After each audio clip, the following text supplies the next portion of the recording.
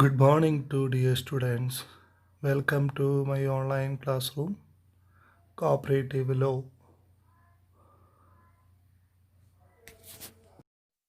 The previous lesson we started the history of cooperative legislation in Kerala and discussed the background and Cochin Cooperative Societies Act 1913 and Travancore Cooperative Societies Act 1914. Today we discussed Madras Cooperative Societies Act 1932. നമ്മൾ പറഞ്ഞു നമ്മുടെ ഇന്നത്തെ കേരളത്തിലെ Malabar areas അന്നത്തെ മദ്രാസ് പ്രൊവിൻസിൻ്റെ കീഴിലായിരുന്നു. അപ്പോൾ 1956 അത് 56 വരെ ആണ് മദ്രാസ് പ്രൊവിൻസിൻ്റെ ഭാഗമായിരുന്നു.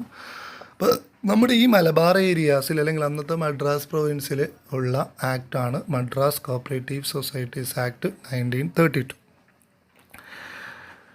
മദ്രാസ് പ്രൊവിൻസിനെ പറ്റി പറയുകയാണെങ്കിൽ ഈ ഇന്ത്യയിൽ കോപ്പറേറ്റീവ് സൊസൈറ്റീസ് ആക്ട്, അതായത് first cooperative societies act credit society ആണല്ലോ. ആ ക്രെഡിറ്റ് കോപ്പറേറ്റീവ് സൊസൈറ്റി ആക്ട് വരുന്നതിന് മുമ്പിട്ട് തന്നെ അല്ലെങ്കിൽ 1901 തന്നെ മദ്രാസിൽ ഏകദേശം 200ഓളം സൊസൈറ്റീസ് വർക്ക് ചെയ്തിരുന്നു. അതായത്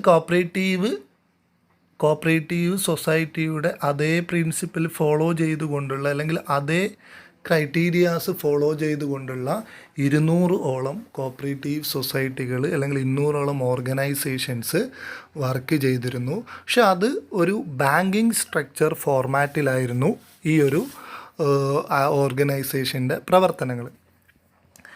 പിന്നീട് 1904 ക്രെഡിറ്റ് കോപ്പറേറ്റീവ് സൊസൈറ്റീസ് ആക്ട് നിലവിൽ വരുന്നതിനെ നമ്മൾ പഠിച്ചിട്ടുണ്ട്. മദ്രാസ് പ്രൊവിൻസ് ആണ് സർ ഫ്രെഡറിക് നിക്കോൾസൺ പഠനം നടത്താൻ വേണ്ടിയിട്ട് യൂറോപ്പിലേക്ക് ഡെപ്യൂട്ട് ചെയ്തത് എന്നൊക്കെ. അപ്പോൾ 1904 ക്രെഡിറ്റ് കോപ്പറേറ്റീവ് സൊസൈറ്റീസ് ആക്ട് നിലവിൽ വന്നപ്പോൾ അതാണ് പിന്നീട് ഒരു അവിടുത്തെ കോപ്പറേറ്റീവ് സൊസൈറ്റീസ് ആക്ടായിട്ട് വർക്ക് ചെയ്തിരുന്നത് അല്ലെങ്കിൽ ഫോളോ ചെയ്തിരുന്നത്. അപ്പോൾ അതിൻ്റെ കീഴിൽ ഒരുപാട് കോപ്പറേറ്റീവ് സൊസൈറ്റീസ് നിലവിൽ വന്നു, നമ്മളത് പറഞ്ഞിരുന്നു. പിന്നീട് അതിൻ്റെ ലിമിറ്റേഷൻസ് വന്നു. 1912 ആക്ട് നിലവിൽ വന്നപ്പോൾ ആ 1912 കോപ്പറേറ്റീവ് സൊസൈറ്റീസ് ആക്ടിന് ഇന്ത്യയായിരുന്നു ഫോളോ ചെയ്തിരുന്നത്. ഇപ്പോൾ 1912 ആക്ട് വരുന്നതിന് മുമ്പ് തന്നെ, അതായത് ഒന്നാം കോപ്പറേറ്റീവ് സൊസൈറ്റീസ് ആക്ട് നിലവിൽ വന്നതിന് ശേഷം തന്നെ ഒരുപാട് പ്രൊമോഷൻസ് അവിടെ വർക്ക് ചെയ്തിരുന്നു. അതായത് urban bank, central cooperative urban bank 1905 നവംബറിൽ രജിസ്റ്റേർഡ് ചെയ്തിരുന്നു. അത് ഒരു സെൻട്രൽ ഫിനാൻസിങ് ഏജൻസി ആയിട്ടായിരുന്നു വർക്ക് ചെയ്തിരുന്നത്. പക്ഷേ അതിനുശേഷം ആ ഒരു എല്ലാവർക്കും ഒരു സെൻട്രൽ ഫിനാൻസിങ് ഏജൻസി എന്നുള്ളതിന് അത് ഒരു ഡിഫിക്കൽട്ടി ആകുമ്പോൾ അതിനുശേഷം മോർ സെൻട്രൽ ബാങ്ക് ഫോം ചെയ്യാൻ വേണ്ടിയിട്ട് പിന്നെ തീരുമാനിക്കുകയും അങ്ങനെ സേലം, തൃച്ചി പോലത്തെ ഏരിയകളിൽ 1909 പല സെൻട്രൽ ബാങ്കുകളും നിലവിൽ വരികയൊക്കെ ചെയ്തിട്ടുണ്ടായിരുന്നു. പിന്നെ 1912 ആക്ട് വന്നപ്പോൾ അതിനുശേഷം ഒരുപാട് കോപ്പറേറ്റീവ് സൊസൈറ്റികൾ എന്ത് ചെയ്തിരുന്നു, വർക്ക് ചെയ്തിരുന്നു, രജിസ്ട്രേഷൻ ചെയ്തിരുന്നു. നമ്മുടെ മലബാർ ഏരിയയിൽ 1912 ആക്ട് പാസ് ചെയ്തതിന് ശേഷം ആദ്യമായിട്ട് വന്നിരിക്കുന്ന കോപ്പറേറ്റീവ് സൊസൈറ്റീസ് എന്ന് പറയുന്നത് കൊടുവായൂർ കോപ്പറേറ്റീവ് അർബൻ ബാങ്കാണ്. അതായത് അതിൻ്റെ കറക്റ്റ് പേര് 1915 നിലവിൽ വന്നത്. The cooperative urban bank limited Koduvayur in Palakkad district.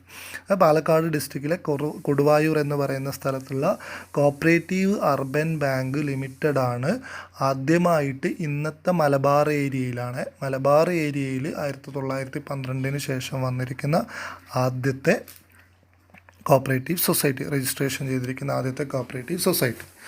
1919 provincial സബ്ജക്റ്റായിട്ട് കോപ്പറേറ്റീവ് സൊസൈറ്റീസ് മാറുന്നത്. അപ്പോൾ ഈ ഒരു ആക്ട് വന്നതിന് ശേഷം പല പ്രൊവിൻസും പല കമ്മിറ്റികളെയും അപ്പോയിൻമെൻറ്റ് നടത്തിയിരുന്നു. ആ പ്രൊവിൻസിൻ്റെ കീഴിൽ കോപ്പറേറ്റീവ് സൊസൈറ്റീസ് ആക്ട് പാസ് ചെയ്യാൻ വേണ്ടിയിട്ട് പല പ്രൊവിൻസും പല കമ്മിറ്റികളെയും ഫോം ചെയ്തിരുന്നു. അതുപോലെ തന്നെ മദ്രാസ് പ്രൊവിൻസും കമ്മിറ്റിയെ ഫോം ചെയ്തു.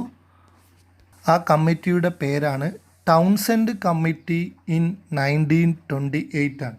അത് 1928 ടൗൺസെൻഡ് കമ്മിറ്റി എന്ന പേരിൽ അറിയപ്പെടുന്ന ഒരു കമ്മിറ്റിയെ മദ്രാസ് സ്റ്റേറ്റ് അപ്പോയിൻമെൻറ്റ് ചെയ്യുകയും ആ മദ്രാസ് സ്റ്റേറ്റിൽ കോപ്പറേറ്റീവ് ലെജിസ്ലേഷൻ അല്ലെ cooperative act societies act pass ചെയ്യാൻ വേണ്ടിയിട്ടുള്ള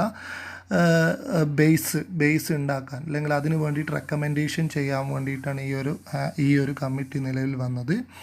അവർ എന്ത് ചെയ്തു, ഈ ഒരു 1932 എന്ത് ചെയ്തു, പുതിയ act Madras cooperative societies act 6 1932 എന്ന് പറയുന്ന ആക്ട് പാസ് ചെയ്തു.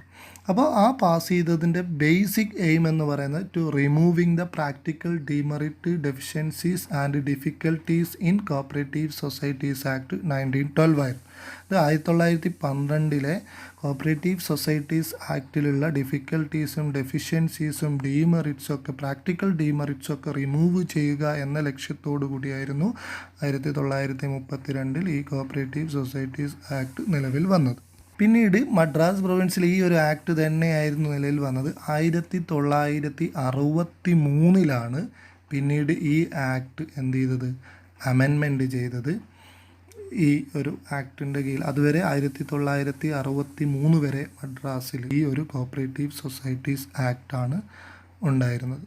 1932 ഈ ഒരു ആക്ടിൽ ഒരു ലോങ് ടേം ലോൺസിൻ്റെ പ്രൊവൈഡ് ചെയ്യുന്നതിനുള്ള ഒരു ഡിഫിക്കൽട്ടീസ് ഇൻസഫിഷ്യൻസ് ഉണ്ടായിരുന്നു. അതായത് ലോങ് ടേം ലോണ് ഈ ഒരു ആക്ട് പ്രകാരം പ്രൊവൈഡ് ചെയ്യാനുള്ള പ്രൊവിഷൻസ് ഉണ്ടായിരുന്നില്ല. അപ്പോൾ ഈ ഒരു സിറ്റുവേഷൻസ് ഓവർകം ചെയ്യാൻ വേണ്ടിയിട്ട് Madras state land mortgage bank നിലവിൽ വന്നിട്ടുണ്ടായിരുന്നു. അപ്പോൾ 1934 അത് വന്നത്. അപ്പോൾ അതിനുശേഷം ലോങ് ടേം ലോൺസും പ്രൊവൈഡ് ചെയ്യുന്ന ആ ഒരു ഡിഫിക്കൽട്ടീസും ഓവർകം ചെയ്യാൻ വേണ്ടിയിട്ട് പറ്റി.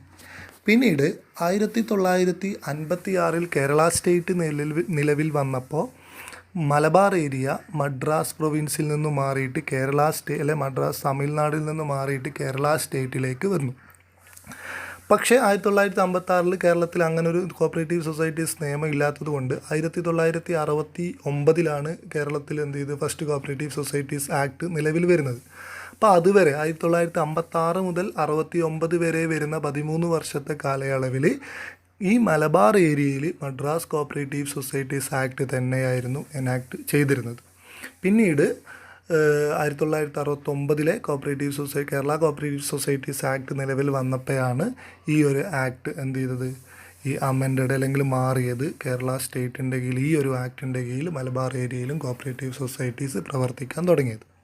ഇപ്പോൾ ഇന്ത്യയിലെ ഏറ്റവും ശക്തമായിട്ടുള്ള കോപ്പറേറ്റീവ് മൂവ്മെൻറ്റ് ഫൗണ്ടേഷനുള്ള ഒരു പ്രൊവിൻസാണ് ഈ ഒരു മദ്രാസ് പ്രൊവിൻസ് എന്ന് പറയുന്നത്. നമുക്ക് അതിൻ്റെ മെയിൻ ഫീച്ചേഴ്സ് നോക്കാം. Madras cooperative societies act 1932 the provisions. First one, at least 10 members are required to register a society. നമ്മളത് ഫസ്റ്റ് ഈ ഇന്ത്യൻ കോപ്പറേറ്റീവ് മൂവ്മെൻറ്റ് പഠിക്കുമ്പോൾ അവിടെ കൃത്യമായിട്ട് ഡിസ്കസ് ചെയ്തിരുന്നു. 10 പേരാണ് ഒരു കോപ്പറേറ്റീവ് സൊസൈറ്റി രജിസ്റ്റർ ചെയ്യാൻ, ഈ ഒരു ആക്ടിൻ്റെ കീഴിൽ രജിസ്റ്റർ ചെയ്യാൻ ആവശ്യം. രണ്ടാമത്തത് പറയുന്നത് societies for registered with limited liability as well as unlimited liability. Limited liability ആയിട്ടും അൺലിമിറ്റഡ് ലയബിലിറ്റി ആയിട്ടും കോപ്പറേറ്റീവ് സൊസൈറ്റീസിന് എന്ത് ചെയ്യാം, രജിസ്ട്രേഷൻ നടത്താം. തേർഡ് വൺ വരുന്നത് members were liable to the society jointly and severally at the time of liquidation. അപ്പോൾ liquidation ടൈമിന് members എന്താണ്, ലയബിളാണ് ഈ ഒരു അതിൻ്റെ ലയബിലിറ്റീസിൻ്റെ ബേസ്. നാലാമത്തത് maximum number of shares for which the member was entitled was 1/5 of the total paid up share capital or ₹1000 which ever is less. അതായത് ഒരാൾക്ക് മാക്സിമം ഒരു ടോട്ടൽ ഷെയറിൻ്റെ 1/5 അല്ലെങ്കിൽ 1000 രൂപയോ മാത്രമേ എന്ത് ചെയ്യാൻ പറ്റൂ, ഷെയർ കോൺട്രിബ്യൂട്ട് ചെയ്യാൻ വേണ്ടിയിട്ട് പറ്റും, അല്ലെങ്കിൽ എൻടൈറ്റിൽമെൻറ്റ് ചെയ്യാൻ വേണ്ടിയിട്ട് പറ്റും. അഞ്ചാമത്തത് societies were not allowed to invest the amount in unlimited liabilities of the society.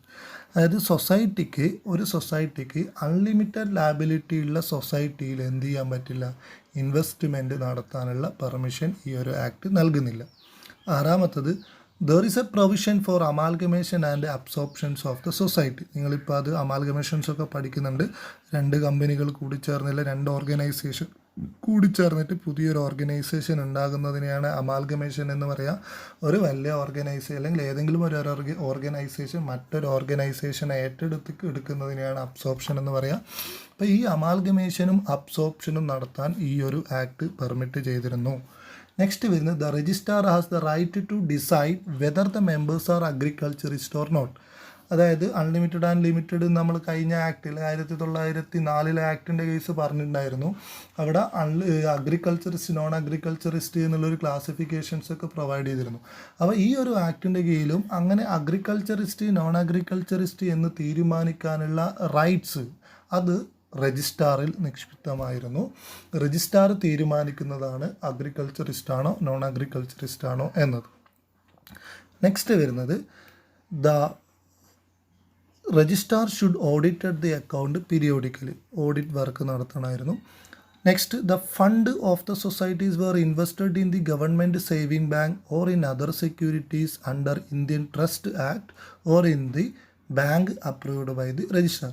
അതായത് ബാങ്കിൻ്റെ ഇൻവെസ്റ്റ്മെൻറ്റ് പ്രൊസീജിയറാണ്, അല്ലെങ്കിൽ എവിടെയൊക്കെ ഇൻവെസ്റ്റ്മെൻറ്റ് ചെയ്യണം എന്നതാണ് ഈ ഒരു പ്രൊവിഷൻസിൽ പറയുന്നത്.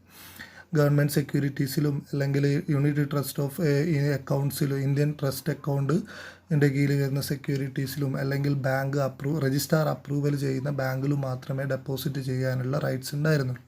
Next society can change its liability by giving notice to all members. വേണമെങ്കിൽ അൺലിമിറ്റഡ് ലാബിലിറ്റി ഉള്ള സൊസൈറ്റി, അതായത് അൺലിമിറ്റഡിൽ നിന്ന് ലിമിറ്റഡ് ലാബിലിറ്റീസിലൊക്കെ ചേഞ്ച് ചെയ്യണമെങ്കിൽ ജസ്റ്റ് എന്ത് ചെയ്യാണ്, മെമ്പേഴ്സിനൊരു നോട്ടിഫിക്കേഷൻ കൊടുത്തു കഴിഞ്ഞാൽ അവർക്ക് ഈസി ആയിട്ട് അങ്ങനെ മെമ്പേഴ്സിന് നോട്ടീസ് കൊടുക്കുന്നതോടുകൂടി അതിന് ഓക്കെ ആണെങ്കിൽ ഇങ്ങനെ അതിൻ്റെ ലാബിലിറ്റി ചേഞ്ച് ചെയ്യാൻ വേണ്ടിയിട്ട് പറ്റുമായിരുന്നു. Next the month notice 3 month notice is needed to convene the general body meeting. അതായത് ജനറൽ ബോഡി മീറ്റിംഗ് കണ്ടക്ട് ചെയ്യുമ്പോൾ ഒരു 3 month നോട്ടീസ് ആവശ്യമായിരുന്നു. Next 3 month notice needed to convenience ആണ് the general body meeting. Next one maximum amount of fine imposed shall be ₹500. അതായത് നമ്മൾ എന്തെങ്കിലും ഒരു ഡീഫാൾട്ടോ അങ്ങനെ മറ്റു ഫ്രോഡ്ലൈൻ ആക്ടിവിറ്റീസോ മറ്റോ ഒക്കെ വരുത്തി കഴിഞ്ഞാൽ അതിന് വരുന്ന ഫൈൻ മാക്സിമം ₹500 വരെ മാത്രമായിരുന്നു ഉണ്ടായിരുന്നത്. These are the main features, main provision under the act Madras cooperative societies act 1932. ഓർമ്മിക്കുക, എക്സാമിനേഷന് ഷോർട്ട് എസ്സേ ആയിട്ട് 3 മാർക്കിന് പലപ്പോഴായിട്ട് ഈ ഭാഗം ചോദിച്ചിട്ടുണ്ട്. ആവശ്യമായിട്ടുള്ള നോട്ട്സുകളൊക്കെ ഈ ഒരു വോയിസ് നമ്മുടെ ഡിസ്കഷൻസ് കേൾക്കുമ്പോൾ നോട്ട് ചെയ്ത് വെക്കണം. കൃത്യമായിട്ട് പഠിക്കുക. ഓർമ്മിക്കുക, വെറുതെ കേട്ട് പോകരുത്. കൃത്യമായിട്ട് നമ്മളെ നോട്ട്സൊക്കെ എടുത്ത് വെച്ചിട്ട് ഇരിക്കണം. എന്നിട്ട് കൃത്യമായിട്ട് കേട്ടിട്ട് ആവശ്യമുള്ള കാര്യങ്ങൾ നോട്ട് ചെയ്ത് വെക്കുക. എന്നാൽ മാത്രമേ ഇത് നമുക്ക് എക്സാമിന് എഴുതാൻ വേണ്ടിയിട്ട് പറ്റുകയുള്ളൂ. ഇമ്പോർട്ടൻ്റ് ആണ് 1ാമത്തെ മൊഡ്യൂൾസ്. നമ്മൾ ഇതുവരെ ഡിസ്കസ് ചെയ്തിരിക്കുന്ന ഭാഗത്ത് നിന്ന് ഒരു എസ്സേ 8 മാർക്കിനുള്ള ഒരു എസ്സേ എന്തായാലും ഉണ്ടാവാറുണ്ട്. അതുപോലെ 2 ഷോർട്ട് എസ്സേയും ഷോർട്ട് ആൻസറും ചോദിക്കാറുണ്ട്. ആ ഒരു സീരിയസ്നെസ്സോട് കൂടിയിട്ട് തന്നെ ഇതുവരെ കഴിഞ്ഞിരിക്കുന്ന ഭാഗങ്ങൾ നമ്മൾ എന്ത് ചെയ്യണം, കേൾക്കണം, ഷോർട്ട് നോട്ട് ഉണ്ടാക്കണം, കൃത്യമായിട്ട് പഠിക്കണം. Okay, thank you to all.